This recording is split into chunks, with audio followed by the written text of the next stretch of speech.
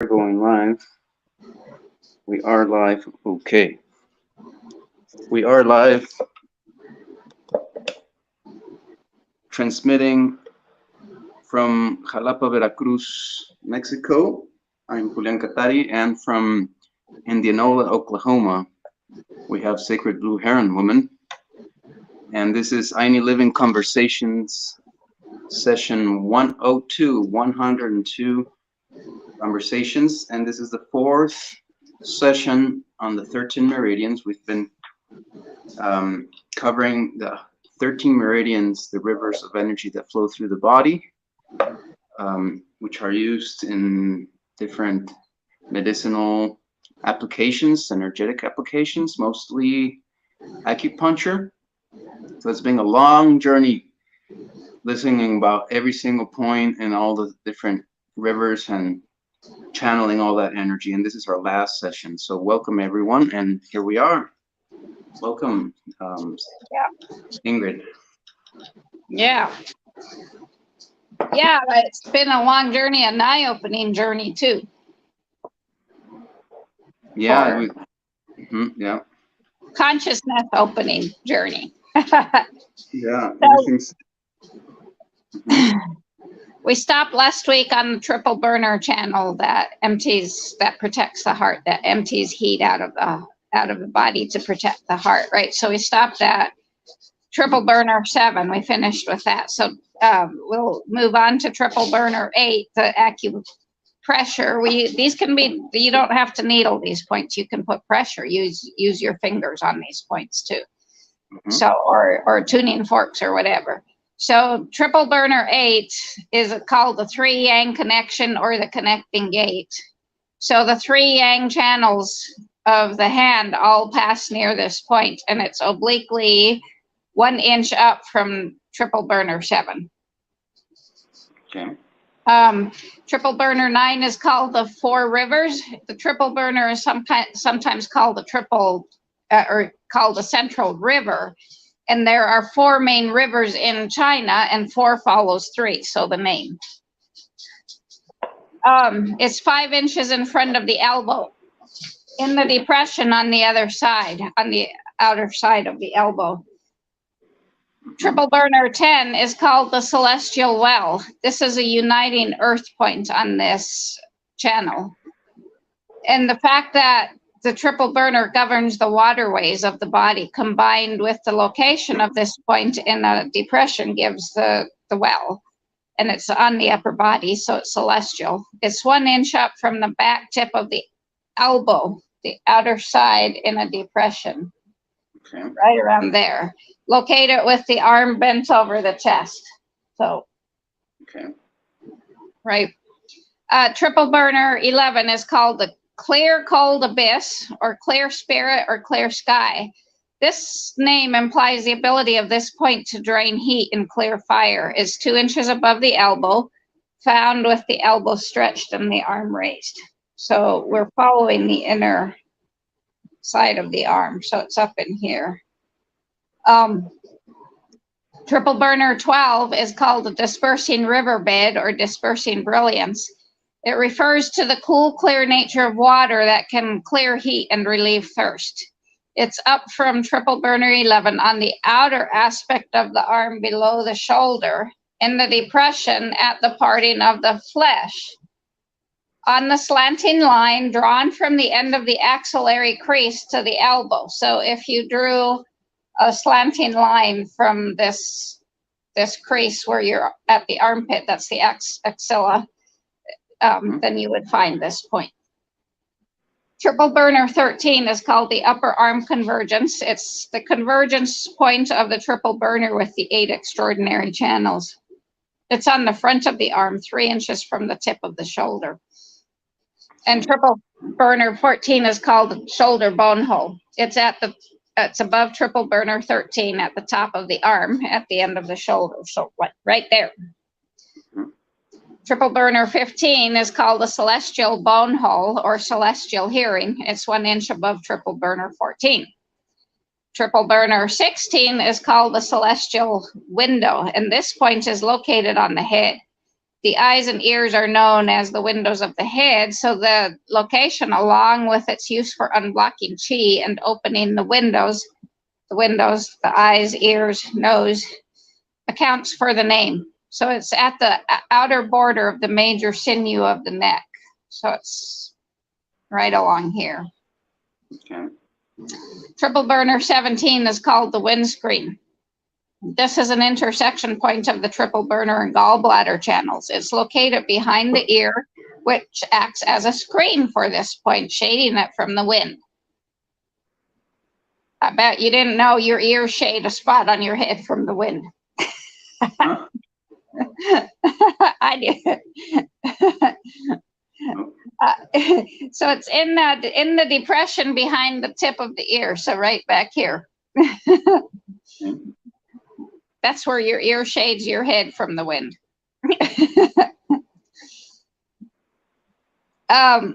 Triple burner 18 is called the spasm vessel or supporting vessel. The type of spasm referred to here is associated with those of epileptic seizures or psychotic fits. So the name.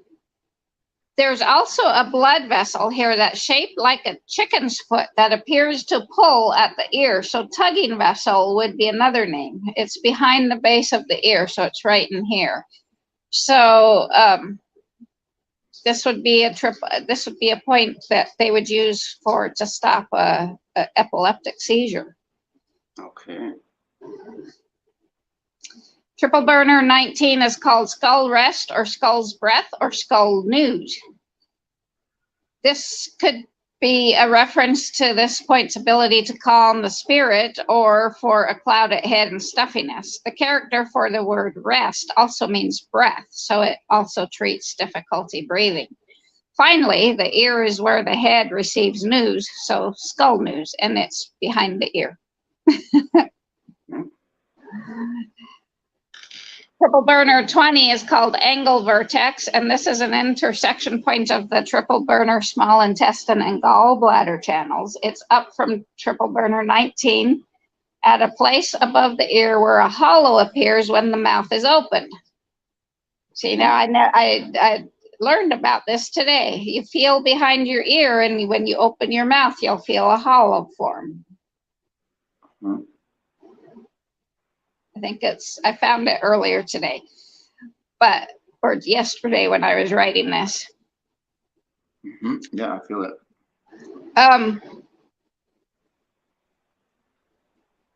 Its location on the head is similar to that of the Horn constellation, which occupies a spot on the head of a celestial dragon. So if we humans sprouted horns, this spot is where our horns would grow from. Wow. Triple burner 21 is the last point. 23 is. Triple burner 21 is called the ear gate. It's used for ear imbalances and is located right here at the entrance of the ear. Okay. Triple burner 22 is called the harmony bone hole. It's also an intersection point of the triple burner small intestine and gallbladder channels. And when the kidneys are in harmony, the ears can hear 5 sounds because the kidneys open into the ears. Did you know that? Your kidneys open into your ears. No. This point helps with deafness. Wow. It's in front of triple burner 21 below the side lock. So where your sideburns would be. Hmm. Triple burner 23, the last point on the triple burner channel, is called the silk bamboo hole. Hmm. The characters for these words refer to a type of bamboo that has tiny leaves. The eyebrows can resemble the leaves, so it's located in a hole at the side of the eyebrow. Mm-hmm. So the next meridian is the gallbladder meridian. It originates where the triple burner ends. Okay. It travels around the ear, around behind it, and comes back up over the head to the outer edge of the eyebrow. It goes back over the the side of the head, the temporal area of the skull, down behind the ear, down the neck, and down the body, down the outside middle of the leg to come off the small toe. It carries the elemental wood energy. It runs the gallbladder, which makes and stores bile. It's connected with the liver, and on an energetic basis, it governs decision making. Its riverbed, its tendon riverbed, originates at the fourth toe, this next toe, and comes up the outside of the leg, wrapping around the thigh and buttocks, up the side of the body into the armpit, and on up over the head, the side of the face, and the eyes. So all those tendons have to do with the gallbladder and decision making. So gallbladder 1, this is a long one, but they're all very short. Most of them are very short points, so we'll be able to fly through them pretty quickly. Gallbladder 1 is called pupal bone hole. It's an intersection point of the small intestine, triple burner, and gallbladder channels, and most of the gallbladder points are intersection points. They connect 3 different channels, 3 to 4 different channels. It's named for its location. It's named for its location in a depression just lateral to the eye, level with the pupil, so it's good for eye imbalances. This is, again, the emotional freedom technique tapping. You're getting gallbladder 1. Gallbladder 2 is called auditory convergence or hearing laughter, and it's for hearing imbalances. It's in a depression in front of the ear, found when the mouth is open. So this one, okay. Yeah, gallbladder 3 is called upper gate or generous host. This is, again, an intersection point of the gallbladder, triple burner, large intestine, and stomach channels. The mandible is this lower jawbone, is often referred to in Chinese as the gate. So this point is located on the upper edge, called the upper gate. Generous host refers to the fact that it's an intersection. It's hosting 4 different channels. It's in front of the ear where a hollow appears when the mouth is opened. So this whole gallbladder channel is sitting right in here right now. We're covering right here. Gallbladder 4 is called forehead fullness. It's an intersection point of the same channels. And if the jaw is closed tightly, there's a swelling or fullness at the corner of the forehead. And I found that you clench your jaws and you feel right there. Mm-hmm. That's where this point is located, just above that. Gallbladder 5 is called the suspended skull. It's an intersection point, again, of the same channels. This point is situated as if it is suspended on the skull between the hairline and the root of the ear.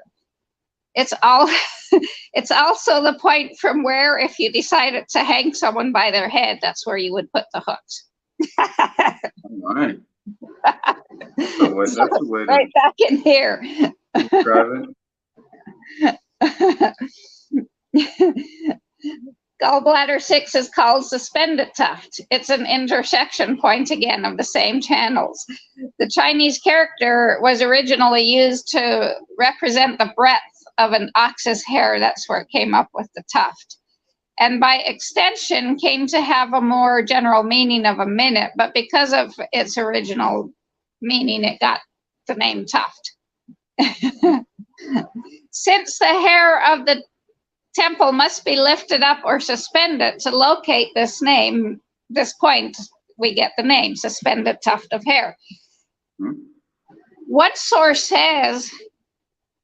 One ancient source says that the hair at this point is actually very stiff and will remain suspended by itself if lifted. Which is, when I thought about it, it's very true. Like when I bend over and comb my hair, or brush my hair upside down and stand back up, it always sticks out right here. I never thought about that. Okay, I'll put attention to that. Yeah. So it's only a small distance from gallbladder 5. Gallbladder 7 is called the temporal hairline curve. This is an intersection point of the gallbladder and bladder channels. It's located at the bottom curve of the temporal hairline, just above the ear. Mm-hmm. A hollow can be felt there when the jaw is moved. Gallbladder 8 is called the valley lead or cricket container. It's at the intersection of the same channels. To find this point, you would bend the ear in half lengthwise and follow its straight edge past the hairline to a depression or valley above the tip of the ear. If you bite down, you'll feel this, and it's the lead point for all the other valley points on the body. Gallbladder 9 is called the celestial hub. It's an intersection of the same channels. It's celestial because it's upper body, and the hub is indicative of its importance as an intersection point. It's for chi surges, which would be headaches. It's behind gallbladder 8, 2 inches in the hairline. So when you get a headache, just right here, massage right there. Gallbladder 10 is called floating white. It's again an intersection point of the same channels, gallbladder and bladder. The character used for this means fu, or floating or rising, referring to the rising of the liver and gallbladder chi, and white is the color associated with the middle element. It's behind the ear, 1 inch within the hairline. So we've got a lot of points right here. Right. Gallbladder 11 is called the head portal yin or pillow bone. It's an intersection point again of the same channels. And the occipital region, the back of the head, where this point is located, is considered to be the yin portion of the head. This is used for imbalances of the 5 viscera, which are the eyes, ears, mouth, nose, and tongue. It's in front of the occipital bone in a hollow felt when the head is turned. So it's like right around in here. Okay. Gallbladder 12 is called the completion bone. It's an intersection point again of the same channels. This is the traditional name for the mastoid process. The mastoid process is this little finger type bone hanging down right here behind the ear. And so this point is located at the edge of this process, just inside the hairline. Okay. Gallbladder 14 is called yang white. This is an intersection of the gallbladder triple burner, large intestine, and stomach channels. Because this point is situated on the part of the head that's associated with yang, and it's a meeting point, it gets yang included in its name. The character for white also means clear. So this point is used for eye imbalances, so it helps to make things clear. It's 1 inch above the eyebrow, in line with the pupil. Gallbladder 15 is called head overlooking tears. It's intersection points of the gallbladder and bladder channels, and since this point overlooks the eyes where tears comes from, it gets its name. It's in the depression just into the hairline, directly above the eyes. Okay. Gallbladder 16 is called eye window, or arriving at splendor. It's an intersection point of the same channels. It's directly up above the eyes, 1.5 inches behind 15. So now we're getting into the hairline. Gallbladder 17 is called upright construction, intersection point of the same vessels. And the character for upright refers to its place right on top of the head. And the character for construction is an indication of the point's ability to reach construction blood to nourish the eyes and the spirit. That's the first time I've ever heard that in this whole, what the heck is construction blood? I guess it's the blood that's bringing freshly oxygenated blood. I don't know. It's located on the horizontal line that demarcates the east and the west side of the head. It's 1.5 inches behind 16. So we're up here 1.5, and then we move back here to the central. So right about almost probably where the fontanelle of the babies is probably one of those soft spots of babies is probably where this is. Gallbladder 18 is called spirit support. It's located at the place the ancient Chinese termed the cover of the celestial spirit. It's 1.5 inches behind 17. So now we're just going down the midline of the head. Gallbladder 19 is called brain hollow or temple region. It's located in a depression in the brain bone or skull. This point is for imbalances of the brain, such as epilepsy and headaches. The fact that 18 is called spirit support and this brain hollow shows that the ancient Chinese knew the relationship of the brain to what they termed disorders of the spirit. It's 1.5 inches behind 18 on either side of the midline. Gallbladder 20 is called wind pool or heat mansion, and it's an intersection point of the gallbladder and triple burner channels. The depression in which this point is located resembles a pool. It's in the depression within the hairline behind the ear and the temple region. So if you get that point, you would feel a sensation in the ear. Gallbladder 21 is called shoulder well, and it's an intersection point of the gallbladder, triple burner, and stomach channels. This point is located in a depression on the shoulder that could be said to resemble a well. So we've come off the head in a big hurry, and we're coming down the shoulder, coming around to the side here. Now, gallbladder 22 is called armpit abyss, or humor gate, or spring armpit. This point is called armpit abyss due to its location in the deep abyss of the armpit. Go figure.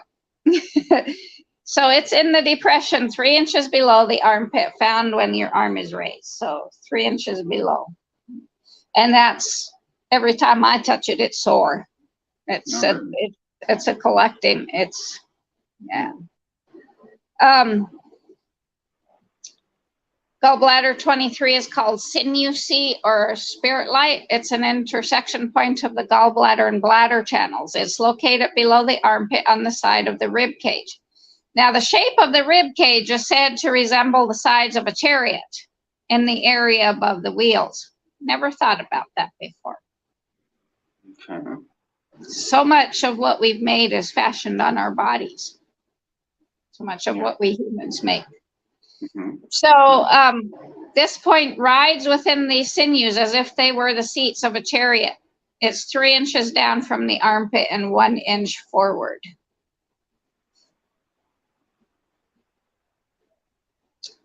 Gallbladder 24 is called the sun and moon, and they're again, or spirit light. This is an intersection point of the gallbladder and spleen channels. The sun represents yang, the moon represents yin. So this point represents the meeting of yin and yang in two ways. First, as an intersection point, and second, as an alarm point. An alarm point is where a lot of chi gathers, and if this point is really sore, it needs work, because it's saying it's like overloading a breaker, an alarm point. It's like when the breaker in your electric box pops, that's an alarm point to overload it. Classical Chinese texts call the left eye the sun and the right eye the moon. The eyes are associated with the liver and through an exterior-interior relationship with the gallbladder. So the gallbladder governs decision-making, and this point can facilitate clarity of thought. Both the liver and gallbladder are associated with the wood phase or spring of creation and associated with the east direction. It's below liver 14. But we're on the gallbladder channel, so that's let's not get lost. Yeah. Gallbladder 15 is called capital gate or chi mansion. A capital is an important gathering place, like the state capital, right? The chest is like a hill in the body landscape, and this point is located on the edge of the chest, so it's metaphorically a gate to the chest. It's in the region of the free ribs on either side of the spine and 9.5 inches from the navel. So it's pretty much right down at the bottom of your rib cage. If you didn't know, those last two ribs are free. They're floating in us. So you would find it with the person laying on their side, their top leg bent, their bottom leg straight, and you would raise the arm to find them. Gallbladder 26 is called the girdling vessel. It's the intersection point of the gallbladder and Mingmen channel, or the belt vessel. It's 7.5 inches either side of the midline point which is and it's 2.5 inches. So go 2.5 inches above the navel and 7.5 inches out. You've got the point. Gallbladder 27 is called the fifth pivot. It's the intersection point of the same channels. And this point can be considered as a central point of the abdominal points on the gallbladder channel. It's also located at a level central to the body as a whole. The word pivot references the fact that the body turns or pivots at this point. It's 3 inches below 26. So if we're 2.5 inches above the navel and go out and come down, you're just above the iliac, your iliac crest. And you think about it, that is exactly where your body pivots and turns. Yeah. Gallbladder 28 is called the linking path or outer pivot, and it's again the intersection of the same channels. It protects and links the yin and yang channels. It's below liver 13. Gallbladder 29 is called the squatting bone hole. This bone hole. Interesting name, right? This bone hole is in a depression between the two bones that becomes visible in the squatting or sitting position, which is in the depression just above the ilium. So I didn't know that when you squat right above your hip bone here, there's a depression that shows up. I'll have to get a mirror and look next time I squat, see if I can see that. Gallbladder 30 is called jumping round. Hip joint or buttocks pressing, pivot center or round valley. This is an intersection of the bladder and gallbladder channels. And the part of this spot of the body where this point is found is pivotal for jumping and turning movement, so jumping round. After this point is needled or worked with, the person whose mobility was limited can once again jump and turn. So again, you would find it with the person laying on their side with their lower leg straight, the top leg bent, and your left hand, the person finding it, your left hand would shake the leg as your right hand finds the point in the hip joint. Gallbladder 31 is called wind market. It's between the two sinews on the outer side of the knee. So if you hang your arms down beside your body, at the point where your middle finger hits your thigh, that's where this point is. And I can guarantee you that anytime you want to cause harm, you want to cause someone pain and get their attention, walk up and stick a finger in that point and they will yelp every time, because that point hurts like hell. It collects so much shit, literally. That point, and it would be right where the seam of your jeans or your pants, right where your middle finger gets, right there. You can walk by someone and stick your thumb in there and they'll yelp, because that point is always sore. Okay. Oh, wow. So that's a good point to massage a lot. Mm-hmm. Gallbladder 32 is called central river. Chi flows in these channels like water in a river, and the gallbladder channel is central to the other channels that are on the legs. So it's on the thigh, 5 inches above the knee, and the parting of the flesh. So we just switch from the side of the thigh to the front. Gallbladder 33 is called knee yang joint or cold mansion. It's located at the knee joint on the yang aspects of the leg, 3 inches above 34. So now we're going back. We came to the front of the thigh. Now we're going back out. Gallbladder 34 is called yang mound spring or sinew conversions. It's a uniting earth point and a meeting point of sinews. So it's located in a depression next to a protuberance or mound. So mound spring. As the meeting point of the sinews, it moistens the sinews like the spring moistens the land. It's 1 inch below the knee in the depression on the outer face of the shin, found when you squat. Mm-hmm. Gallbladder 35 is called yang intersection, 7 inches above the outer ankle in the parting of the flesh. Gallbladder 36 is called outer hill. It's the cleft point of this channel. Its name, the outer hill, because of its location on the outer aspect of the leg in a fleshy area that resembles a hill, which would be the calf muscle. Gastron, I can't ever pronounce that one. Is 7 inches above the outer ankle bone. Gallbladder 37 is called bright light. This is a connecting point of the gallbladder to the liver channel. And because of this connection, once again, the liver opens the eyes. It's able to restore the light of the eyes. It's 5 inches above the outer ankle.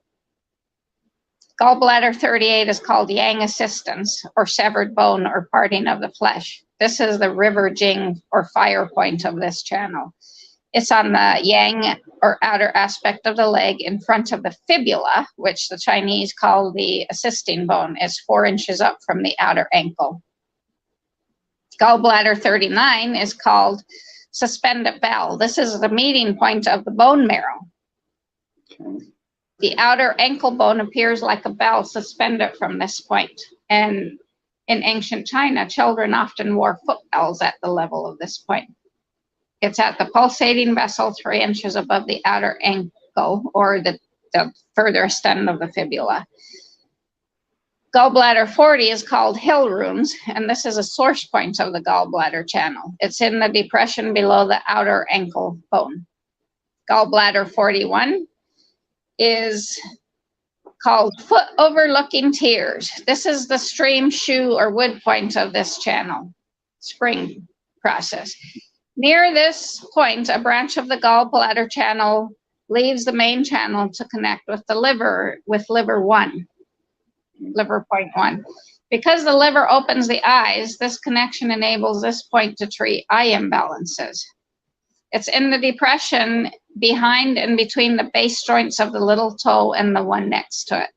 It's 1.5 inches from gallbladder 43, which we haven't gotten to yet. Gallbladder 42 is called earth fivefold convergence, or pinched ravine. The character meaning earth or ground can be considered a reference to this point's location on the foot. The point of contact is a point of contact between the body and the ground, so it's on the bottom side of the foot, in the depression behind the base joints of the little toe and the one next to it, 1 inch from gallbladder 43, which is pinched ravine. It's the spring ying, or water point of this channel. And this point is pinched in the grooves between the 4th and 5th toes. It's in front of the base joints of the little toe and the one next to it, in the depression in the fork of the bones. And gallbladder 44 is the last point on the gallbladder channel. It's called the foot portal yin. It's the well-jing, or metal point of this channel. This point is the opening of the liver channel, where qi passes from the gallbladder to the liver channel in its daily cycle. Mm-hmm. So the liver channel originates on the big toe. It travels up the front of the foot, along the inside of the leg, around the genitalia, ascends the abdomen to end at the bottom of the rib cage. An internal branch runs through the gallbladder, the liver, and the diaphragm, and then up the throat to the eyes. It's the main meridian of the wood elemental energy, and the liver is considered the second heart of the body. So this meridian assures the flow of emotions, qi, and blood, and controls the body's immune response, as well as the tendons, ligaments, and skeletal muscles. It absorbs what is indigestible, and it's associated with the eyes. Its tendon riverbed starts at the big toe, runs up the inside of the leg, and terminates at the genitals. So liver 1, and we only have 12 points. 14 points on this channel. So liver 1, called large point, or great favorableness, or water spring, is the well-jing, or wood point of this channel. And since wood restrains earth, this point can be used for overabundance imbalances. It's located in the thick flesh of the large toe, which could be said to resemble a large pile. It's at the corner of the nail on the big toe. Liver 2 is called moving between. This is the spring ying, or fire point of this channel. The channel arrives at this point after passing between the two toes. So it's on the web between the great toe and the one next to it. Liver 3 is called Great Surge. It's the stream shoe or earth point and source point of this channel. So it can be said to be a key point where source chi gathers. It's 1.5 inches below the base of the great toe in the depression where a pulsating vessel can be felt. And we Doppler in the hospital, we Dopplered that point a lot to find, we had to use a Doppler to find that pulse. I think you probably could train your fingers to be sensitive enough to feel that. And we did that on diabetics and people with circulation problems. Oh, wow. Liver 4 is called Mound Center Suspended Spring. This is the river jing or metal point of this channel. It's 1 inch in front of the inner ankle bone in the depression between the sinews.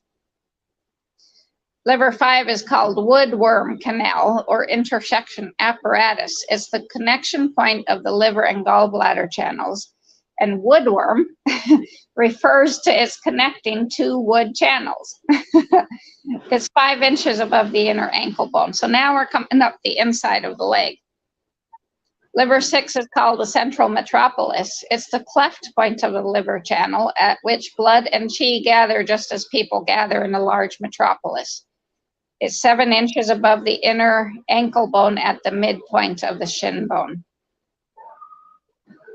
Liver 7 is called knee joint. It's 2 inches below the inner eye of the knee and the depression felt there.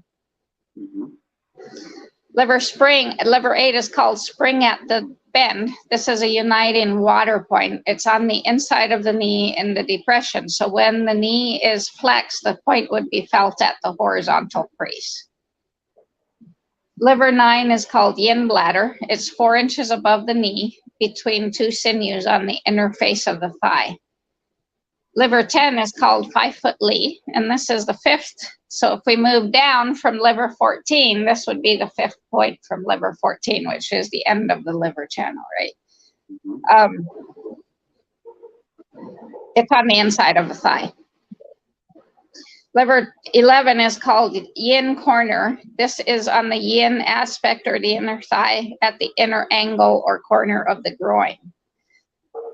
Liver 12 is called urgent pulse or goat arrow, and goat arrow is derived from the hard arrow-shaped sinew located just below this point. So it's above the yin corner and the genitals, 2.5 inches either side of the midline.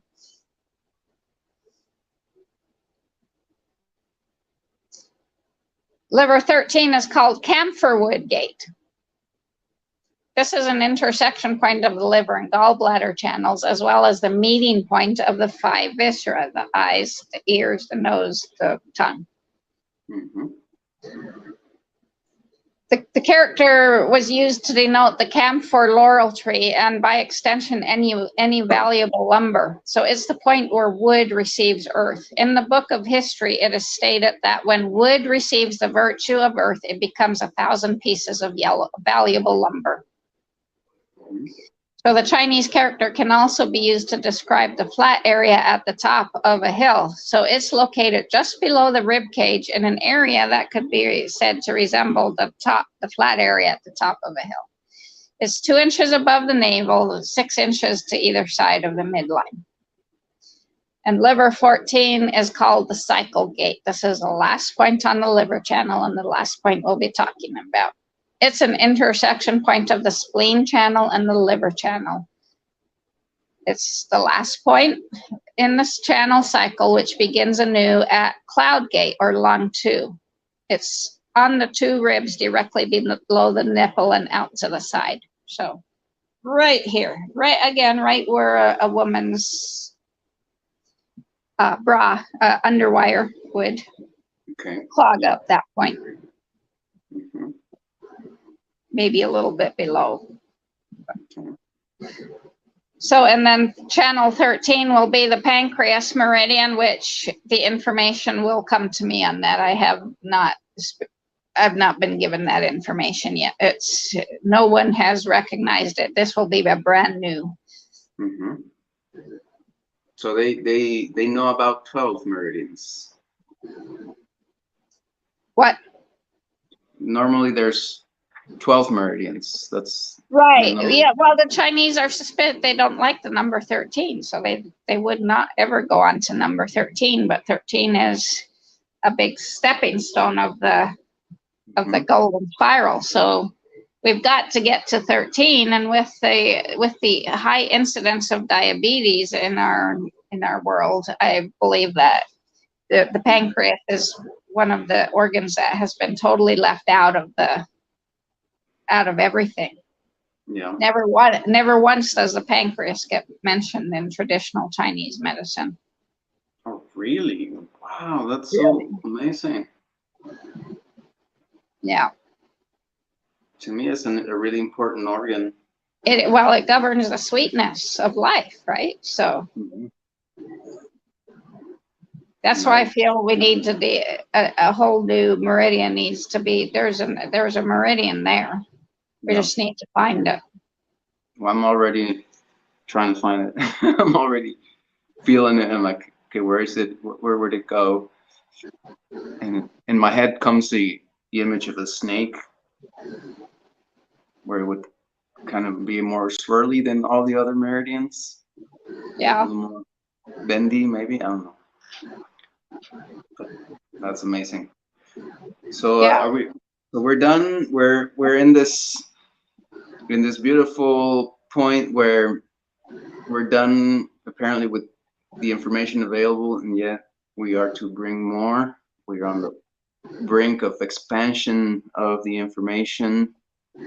We are on that quest, on that work. We're doing the work of expanding consciousness, expanding information, bringing it down to earth, bringing it down to an application in regular lifestyle. Well, not regular urban city system lifestyle, in any lifestyle, in a life in a ranch, of a life in nature, and how to and it becomes really important to have all this information and to develop our knowledge. This is something I've always shared, is, and I think you're a great example of this, Ingrid, how you're constantly exploring new sets of information, new fields of information, new fields of wisdom, of knowledge, of science, of everything, and you're not locked into, all I'm good at is this, my career. All I'm good for is this one field of knowledge. Yeah. So you're the living example of that, and this is the living example of Aloha Ainida living. We're just living this and learning this, and as you can see, folks, we're exploring this openly. We're not experts in anything. On the contrary, we're open to learning more, and you cannot learn more if you're the expert. Exactly. Right? Yeah. So my next question is, what is the next session going to be about if we're done with the meridians? We are going to take a deeper dive into Aini next week. Oh, you haven't mentioned that. I don't know if you mentioned that on the live stream or you told that to me, but I told that to you in a voice message. Okay, so Aini is an Andean word. Andean. What I mean by Andean? Why do I use Andean? Because it works in Quechua, language, but it also works in Aymara language. Many words. Most of the words used in all this Andean wisdom are both. They both exist. Those words in Quechua and in Aymara. So that's why, to be more inclusive, we don't say, or I don't say Quechua, I say Andean, right? It's Andes, because it also applies to Aymara, and I myself know more Aymara than Quechua. I have more a more extensive vocabulary of Aymara. So Aini is reciprocity, and we've talked about this a lot, but then we're gonna talk about it a lot more in this coming session. You're gonna go into a deeper dive, and that's very exciting. It's a topic where I feel I can also participate a little bit more than Chinese ancestralism. Yeah. So I love it. So let's make that invitation for a deeper dive into Aini. Yeah. How about that for a title? Deeper dive into the Aini or something like that. Yeah. You like that? Yeah. Something. Yeah. Okay. So, and then the week following that, we're going to discuss the geometry of the body. As I told you, we're going to look at the Vitruvian Man, Leonardo da Vinci's Vitruvian Man, starting with the golden spiral, incorporating the golden spiral into that, moving out to the pentagram, the pentacle, beyond that to the Bagua, the 8 points, always expanding. Everything will always be surrounded by a circle, because the circle encloses it all. But and then beyond that to I don't know what has 13.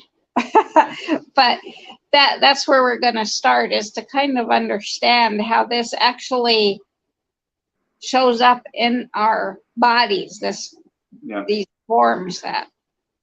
Well, the traditional Toltec teachings in Maya, they talk about 13. We have 13 articulations.